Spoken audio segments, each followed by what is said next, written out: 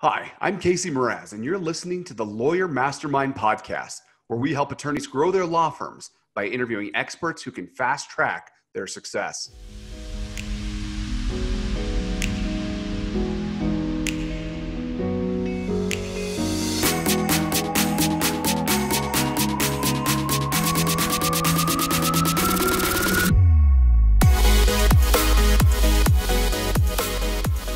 Hi, everyone. I'm Casey Mraz with the Lawyer Mastermind podcast. Today, I'm happy to be joined by Kay Van Way.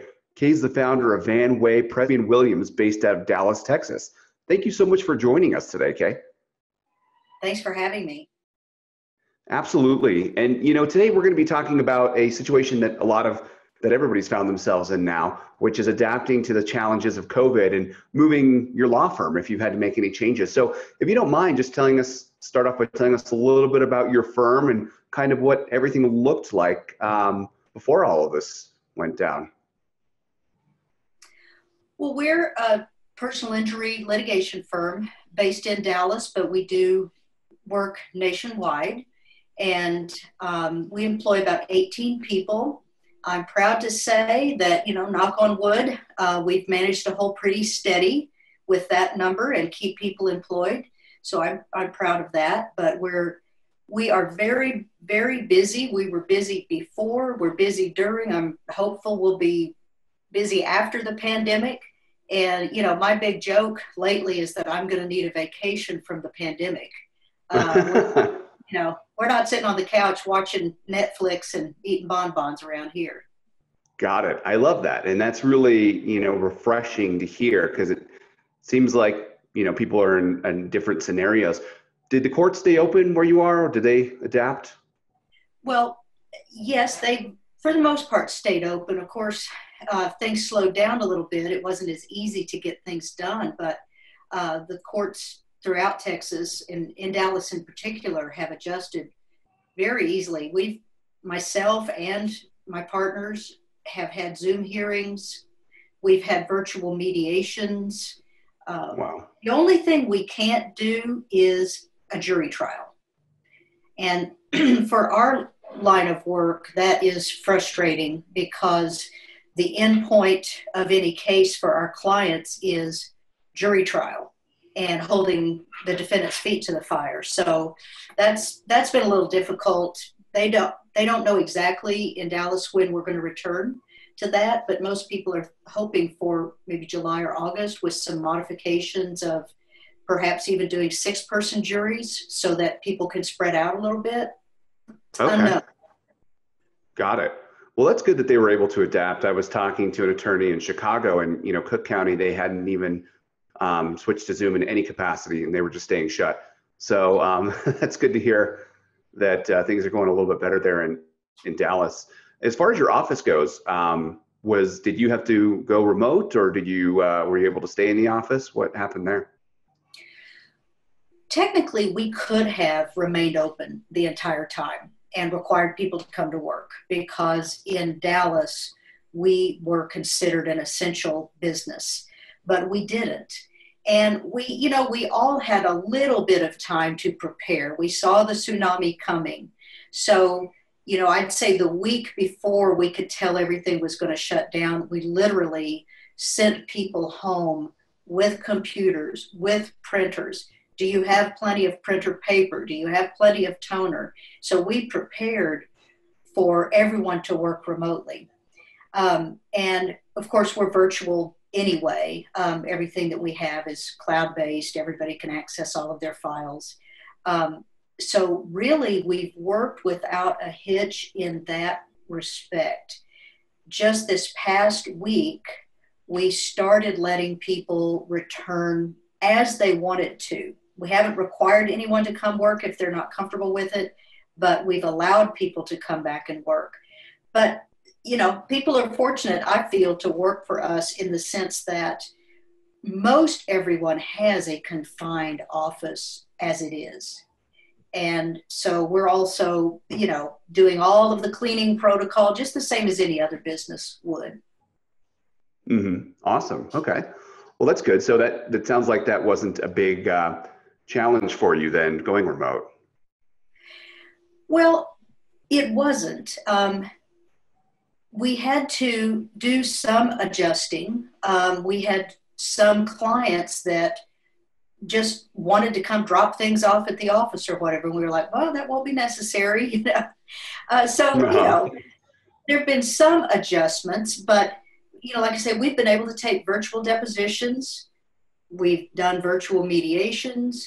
We hold our team meetings. I'm on the phone just like everybody else, on phone and on Zoom all day, every day. And we miss seeing one another, but I feel that we were able to pivot pretty efficiently. We had a few employees who were not able to shift with us, and that didn't work out so well. Mm-hmm. Because people have to be self-motivated. They have to be self-accountable if there's no one standing over them watching them. And we have a great team, but there are one or two people that just couldn't get themselves there. Got it. Yeah, people are the hardest part of any business, it seems, and sometimes the most unpredictable as well. So I can definitely relate to that challenge. Now, as far as documents go and all the information that people needed on a daily basis, were you already on the cloud, or was that any sort of migration as well? We were already on the cloud. Our entire files are accessible by anyone, or I shouldn't say by anyone, by any staff member, anywhere, anytime. So that was pretty easy. And, like with experts, I'm old, and, so I've started in the day where we used to make the expert notebooks and pile them up in big boxes and ship them to the expert and all of that stuff. But we haven't missed a beat there with ShareFile and things of that nature. That's awesome.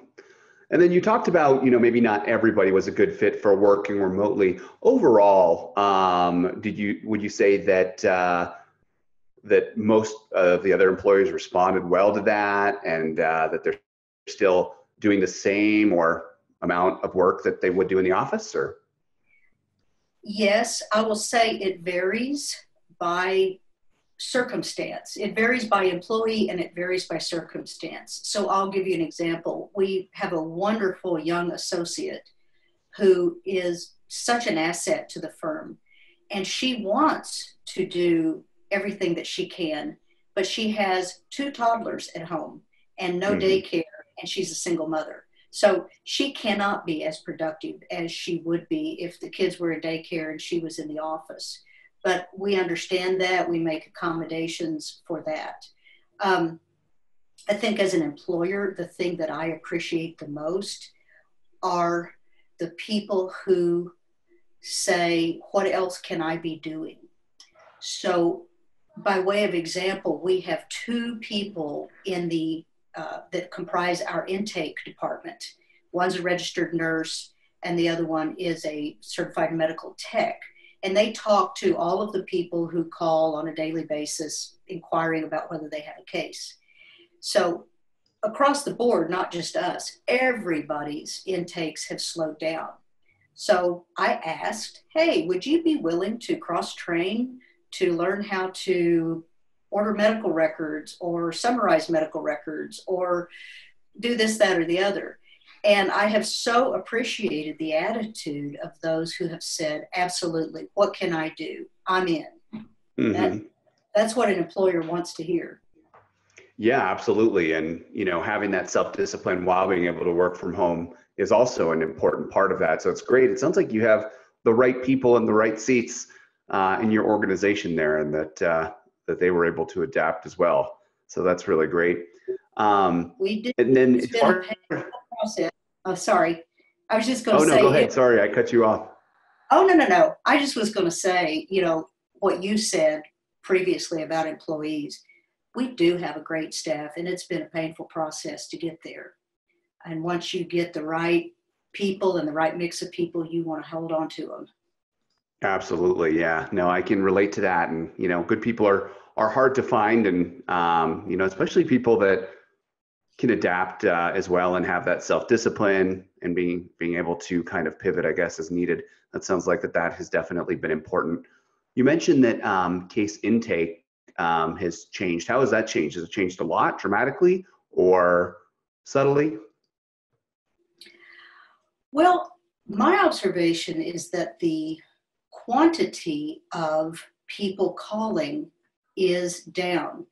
And it's surprising to me because oftentimes in our business, people don't call right away when something happens. There might be a long period of recovery and they're just, they're waiting for the dust to settle to say, I wonder if I should call a lawyer about that. And it kind of surprised me because you would think that with people being home, they could finally get around to doing some of these things. Mm-hmm. So I don't really have an explanation for it. Maybe they think, businesses like ours aren't open. Maybe they think that because of COVID that, it's no longer feasible to sue a healthcare provider. I don't have an explanation for it, but it's definitely down. Got it. And do you take just serious injury cases or soft tissue? Well, what I call us is a full service personal injury law firm. So we take everything from a soft tissue car wreck case. We have a team that does those kind of cases all the way up to the biggest thing you can imagine. I tell people with the team I have assembled and my law partners as well, that I don't feel like there's anything we can't take on, which might sound like a bold statement, but my law partner, Ellen Presby, has been national trial counsel on, big pharmaceutical cases and things of that nature. So we truly run the gamut. We do a lot of catastrophic injury and wrongful death cases. Medical malpractice is a major core of our business. And then we also do certain mass torts. Okay, got it. All right. And do you think that, I wonder if like people not being on the roads as much or issues like that would relate to, getting, I guess, maybe less inquiries. I'm not sure. What's your take on that? Well, I know that my friends and colleagues who run those types of law firms where they do a high volume of car wreck type cases, they're really suffering. Mm-hmm. For us, we tend to handle more significant car wreck cases. And so we haven't seen a huge downturn in that. And we haven't seen a huge downturn in the mass tort cases. For some reason, and I don't know why, the volume of people who are calling about medical malpractice cases is down. Okay, interesting. But, oh, sorry. Oh, no, go ahead. Sorry. The thing about medical malpractice is any malpractice lawyer may review 100 leads, 100 inquiries, and take one case anyway. The bar is so high, and we screen a very large volume of those cases before we get to the cases that we can help people with. So, okay. Do you think people are getting less treatment as well right now? Maybe afraid to go to hospitals? No doubt. And, it's kind of funny because my boys are home and they were going to get on the ladder and clean the gutters. And I was like, you know what? This is what happens when you have a mom that's a personal injury lawyer. I cited some statistic about, the number of emergency room visits that occur every year because of people falling from ladders. And I was like, you know what? We're not going to clean the gutters because the last thing we need is somebody going to the emergency room from falling off a ladder. But yes, part of the situation is that a lot of medical malpractice cases arise from elective medical procedures. And certainly, that's down. Okay. Wow. Yeah, no, and I mean, that makes sense. And people might be being more cautious too, to kind of avoid those situations. So I think that's an interesting perspective as well. And then as far as the firm operations go, you mentioned obviously your employees were working remotely. One thing I forgot to ask was, did you implement anything new that you hadn't done before, like Zoom or Slack for internal team communications? Or maybe you already had something in place, or maybe that wasn't even a concern? Well, we really weren't using Zoom much internally before. And so that's really fun. We've actually even had a firm Zoom happy hour. Nice. And that was really fun. But, it's pretty amazing how much lawyers can do with a cell phone and a laptop. I mean, and having everything cloud-based.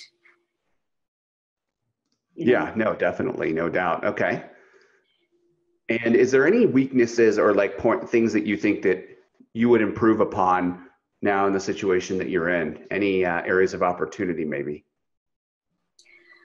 Well, areas of opportunity, I don't know if this is what you're asking me or not, but mindset is so critical because, like other lawyers, I'm on all these listservs. And it's kind of like watching the news. You can get really depressed if you buy into the woe is me and Chicken Little, the sky is falling. And, something that I read many, many years ago is you're kind of the sum of the three people you hang around with the most, or the three people that are in your ear the most. And what I tell the staff all the time is we are here to help people. We're not here to push files or have inventory. We are here to help people. Yes, do we need to pay the overhead? Yes. Would we like to be profitable? Of course. But I've tried to keep everyone focused on that during this COVID crisis as well. To say we may not be able to help everyone, but let's remember our mission, which is to help people. And rather than focusing on ourselves and woe is me, let's figure out how we can help people during this time. And we're actually doing some pretty creative cases.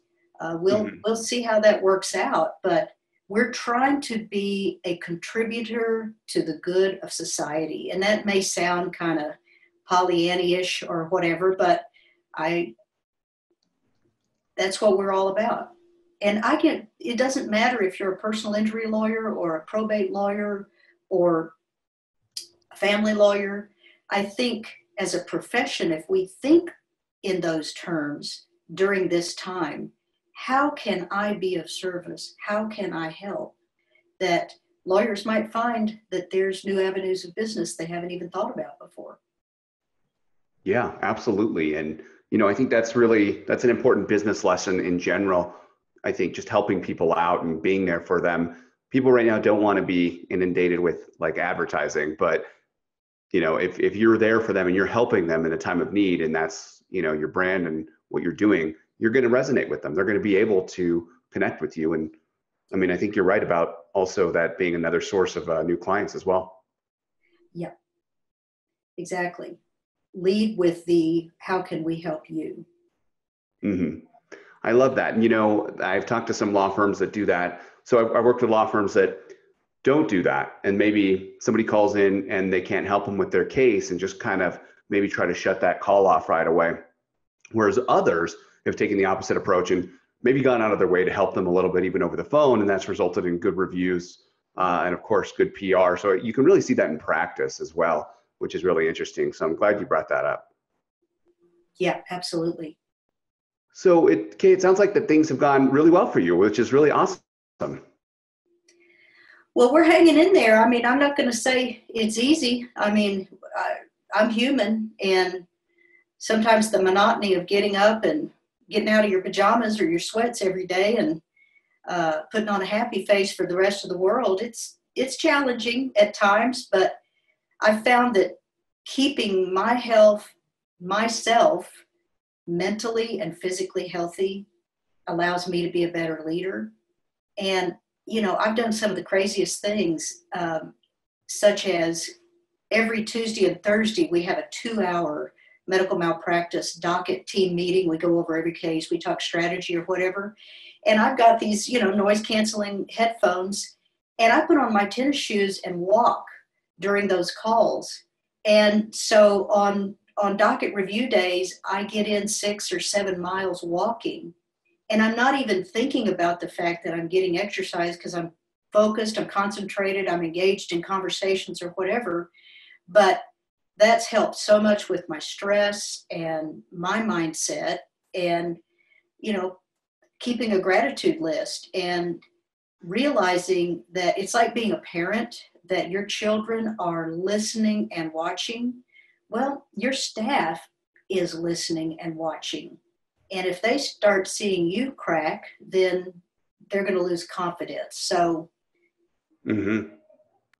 No, that's great. And you do have to take care of yourself. And, I think that kind of leads into the last question I was going to ask you as well, which is, what advice would you give to other, managing attorneys or law firm owners that find themselves in this situation and are having a hard time to adapt? Well, so much. I mean, taking care of yourself is the number one thing. And it may not be the same thing for everyone. But, drinking a bottle of wine every night may feel good. And I'm not judging, because I love my wine too. But whatever it is for you, be healthy. Take care of yourself, number one.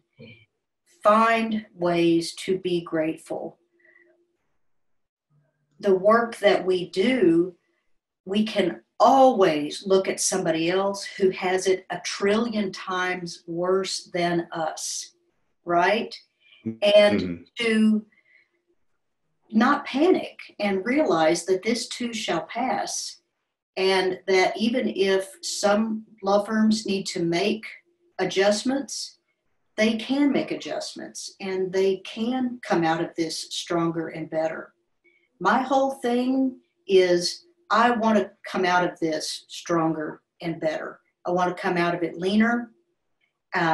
There's opportunities to examine things and get leaner and get better. I follow this horseman. His name's Pat Pirelli, and he's just got this good old common horse sense.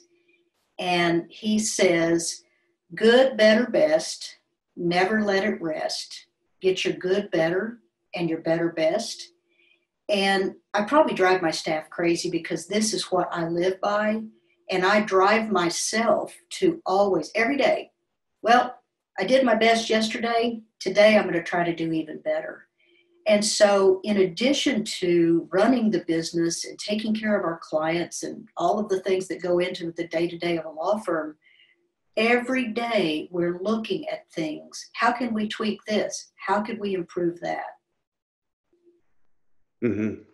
Wow. Well, that's awesome advice. And, I think that's really applicable for anybody to use. So I really appreciate you sharing that. And also, I appreciate you taking the time to come on and talk with us today. It's been really insightful.